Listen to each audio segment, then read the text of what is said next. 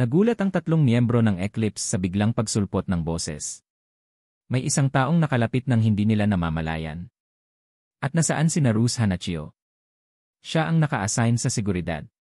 Bakit hindi niya sila binalaan? Paglingon nila, nakita nila ang isang matangkad na lalaki na lumalabas mula sa dilim. Mahaba ang kanyang pilak na buhok na parang sutla sa kinis, at napakagwapo ng kanyang mukha, halos parang babae. Pero ang pinakamalaking nakakuha ng kanilang pansin ay ang babaeng bahagyang nawalan ng malay na hawak niya sa leg. Hanachio! Napasigaw si Mayumi sa takot nang makita kung sino ito. Ang babaeng hawak ng lalaki ay ang ninja nila, si Naruse Hanachio. Naningkit ang mga mata ni Phoenix Yuanren. Hindi man pinakamalakas si Naruse Hanachio sa Eclipse, pero bilang isang ninja, magaling siya sa pagdetect ng kalaban at pagtaka sa panganib. Pero hindi man lang siya nagawa pang magbigay ng babala bago siya nahuli. Ibig sabihin, ang lalaking nasa harapan nila ay napakalakas. Ikaw siguro si Deng Shentong, malamig na sabi ni Phoenix Yuanren. Ngumiti ang lalaki. Oh! Narinig niyo pala ang pangalan ko, sagot ni Deng Shentong. Hindi pala kayo kasing ignorante ng akala ko, mga Nyon Ronin. Mas magaling pa kayo sa mga hangal mula sa bayan sa tabing dagat. Sa Combat Command Center. Pinapanood ni Zhu Zeng at ng kanyang team ang nangyayari sa malaking screen. I-zoom in sa side ni Deng Shentong, utos ni Zhu Zeng. Ilagay sa main screen, palakihin. Alam ng lahat na ito ang isa sa pinakamahalagang laban ng buong digmaan. Kapag natalo ni Deng Shentong si Phoenix Yuanren, babagsak ang grupong Eclipse. Pero kung si Deng Shentong ang matalo, magiging bigo ang buong misyon ng Blizzard City. Ang resulta ng labanang ito ang magdidikta sa natitirang labanan. Kapag bumagsak ang kanilang leader, guguho ang moral ng bawat mutant soldier. Balik sa labanan. Ibinagsak ni Deng Shentong ang walang malay na katawan ni Naruse Hanachio sa lupa. May ngiti siyang sinabi, mukhang sinuwerte ako. 4 na miyembro ng Eclipse sa iisang lugar. Kapag natapos ko kayong lahat, tapos na rin ang kaguluhang ito. Tiningnan niya ang grupo, Phoenix Yuanren, Mayumi Taikuchi, at Shimonomono Satoru. Sino sa inyo ang leader? Tanong niya ng casual ang tono. Sabay kibit balikat, dagdag pa niya, hindi na bale. Mamamatay rin naman kayong lahat. Yumuko si Phoenix Yuanren, nanginginig ang katawan. Napataas ang kilay ni Deng Shentong. Ano ito? Natatakot ka ba? Lalong lumakas ang panginginig ni Phoenix Yuanren hanggang bigla siyang tumingala at tumawa ng malakas, halos baliw ang tunog. Nagningning ang kanyang mga mata sa pananabik. Kaya pala ikaw ang kapitan ng Celestial Team. Ikaw na siguro ang pinakamalakas na mandirigma sa rehiyon ng Jiangnan. Kapag napatay kita dito, titigilan na rin ako ng mga hangal sa Jiangnan. Itinuon ni Phoenix Yuanren ang tingin kay Deng Shentong, puno ng determinasyon ang kanyang mga mata. Ngayon pa lang, sisiguraduhin ko na, ikaw ang mamamatay dito, sabi niya habang nakangiti ng malamig. Tahimik na tinapos ni Shimonomono Satoru ang kanyang Knowing Heart Ghost ability at dali-daling tinulungan si Mayumi Taikuchi makatayo. Hindi sila mga mandirigma.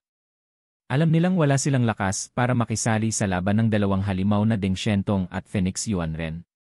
Kahit ang pinakamaliit na shockwave mula sa kanilang laban ay pwedeng pumatay sa kanila agad. Alam ni Satoru at Mayumi na hindi sila dapat makialam. Ang magagawa lang nila ay manood at magdasal. Magsisimula na ang laban sa pagitan ng mga leader ng magkabilang panig. Sa Combat Command Center. Mabilis na ipinadala ni Shimonomono Satoru ang balita sa lahat ng nasa battlefield. Nang marinig ito ni Jiang Yi, tumingin siya patungo sa sentro ng Jiangning Square. Naningkit ang kanyang mga mata nang maramdaman ang dalawang malalakas na enerhiya mula sa lugar na iyon. Parehong kasing lakas ng sarili niyang enerhiya. Saglit na inisip ni Jiang Yi na tumulong kay Deng Shentong sa laban. Pero agad din niyang naitaboy ang ideya. Hindi niya alam ang sapat na tungkol sa mga kakayahan ni Deng Shentong o sa mga lihim na armas ng Eclipse. Kapag hindi nagtugma ang kanilang mga abilidad o lalo pang nagkahinang epekto ang kanilang mga lakas, baka mas makasama pa ang tulong niya kaysa makabuti. Dagdag pa, hindi rin sigurado si Jiang Yi kung wala pang ibang mga taktika ang Eclipse na nakatago. Tiwala si Jiang Yi na may maayos na plano ang headquarters. Naayos na nila ang estratehiya para ang mga mandirigma mula sa Outer City ay makapagbigay ng mas magandang pagkakataon para manalo ang Celestial Team. Naniniwala siya na sapat ang lakas ni Deng Shentong para hawakan ang sitwasyon ng mag-isa. Kalma ang ekspresyon ni Jiang Yi habang sinabi sa sarili, kahit pa mangyari ang pinakamasama, kaya ko pa ring ayusin ito. Naalala niya ang sinabi ng headquarters noon. Pinadala nila tayo, ang mga mandirigma ng Outer City, para maging pain at ilabas ang lakas ng Eclipse. Ngayon, gagamitin ko naman ang Celestial Team bilang pain para malaman kung ano pa ang tinatago ng Eclipse. Nagdesisyon siyang huwag mag-alala sa labanan sa Jiangning Square. Sinunod niya ang kanyang utos at pumunta sa hilagang harapan ng labanan, ilang kilometro ang layo. Samantala, nagiging mas matindi ang labanan sa iba't ibang bahagi ng battlefield. Hirap na ang Celestial Team, at lalo pang umiigting ang sagupaan. Sa kanlurang bahagi ng battlefield, sina Bai Chunyu, Li Taichang, at Luo Tianxiang ay humaharap kina Dagong Yanjin, Sakuraba Yoshimitsu, at Kurosawa Akira. Nang makita nina Sakuraba at Kurosawa na wala na ang mga vice captain ng Celestial Team, napagpasyahan nilang kumilos. Tahimik silang tumayo at lumapit sa likuran ni Dagong Yanjin. Pero nag-iwan sila ng distansya, mahigit 10 hakbang ang layo. Pati mga kakampi nila ay ayaw lumapit ng masyado sa halimaw na ito.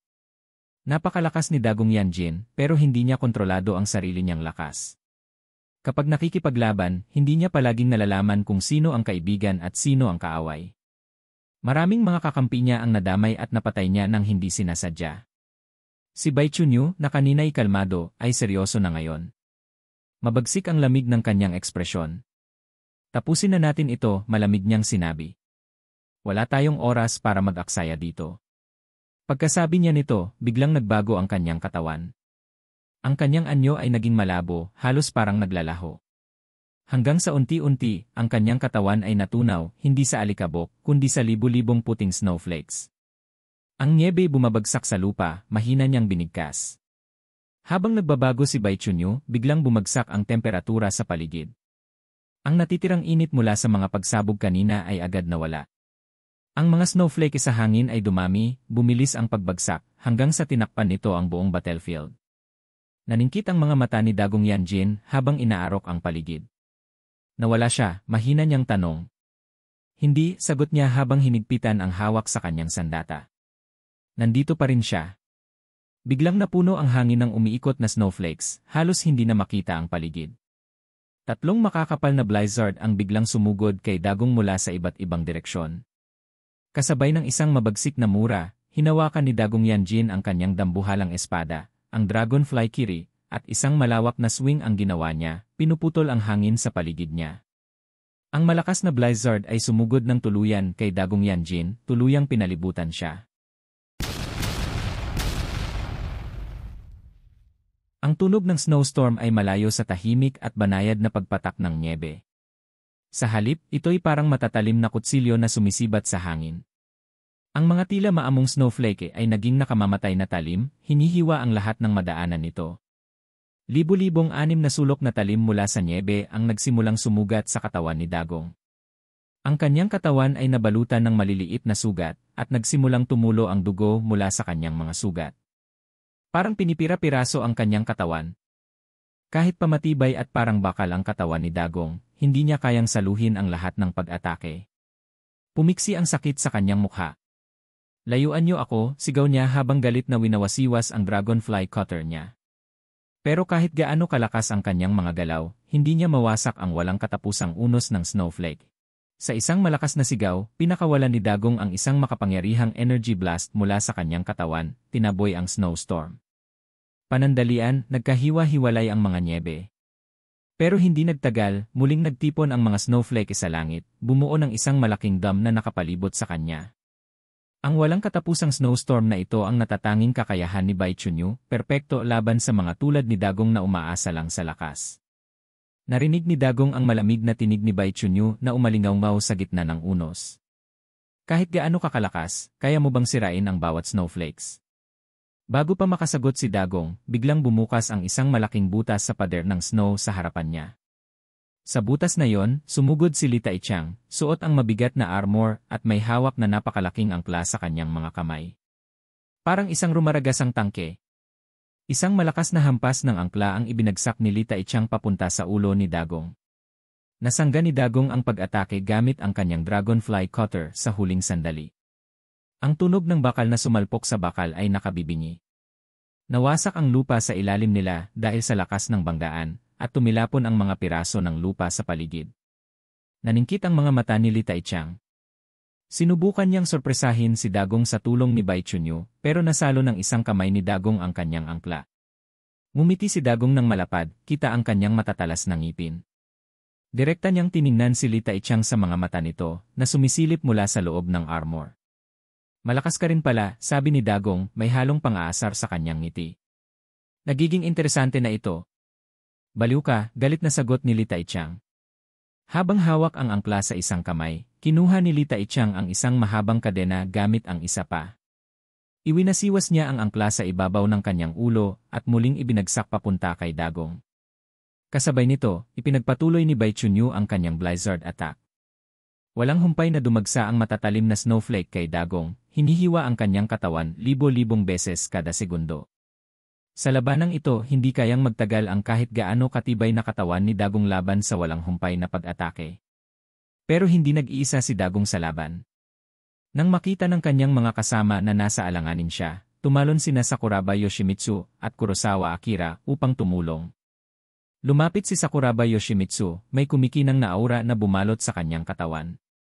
Iniunat niya ang kanyang kamay papunta sa Celestial Team. Sa isang iglap, isang makapangyarihang shockwave ang bumalot sa paligid, isang invisible force.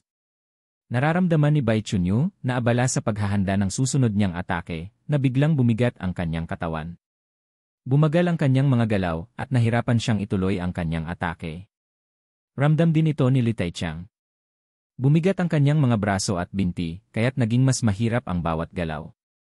Gravitation ba ito? Bulong ni Li Taichang. Mabilis nilang naintindihan ang nangyayari. Si Sakuraba Yoshimitsu, ang ika-13 miyembro ng Eclipse Group, ay may kakaibang kakayahan na tinatawag na Gravity Field Almighty Push. Sa loob ng isang tiyak na lugar, kaya niyang pataasin ang gravity, pinabibigat ang lahat ng bagay. Malaking problema ang abilidad na ito para kay Bai Chunyu. Ang kapangyarihan niya ay nagiging libo-libong snowflake. Pero ang dagdag na gravity ay hinihila pababa ang mga ito, nagpapahirap sa kanyang kontrol. Hanggang dito na muna magtatapos ang ating kwento para sa araw na ito. Maraming salamat sa inyong panunood.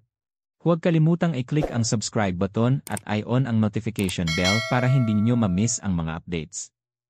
Babalik ako bukas para sa isa pang kapanapanabik na episode. Hanggang sa muli, ingat kayo at tandaan, ang lahat ng problema ay may solusyon, at wag mo nang paabutin pa sa Rafi Tulfo in action.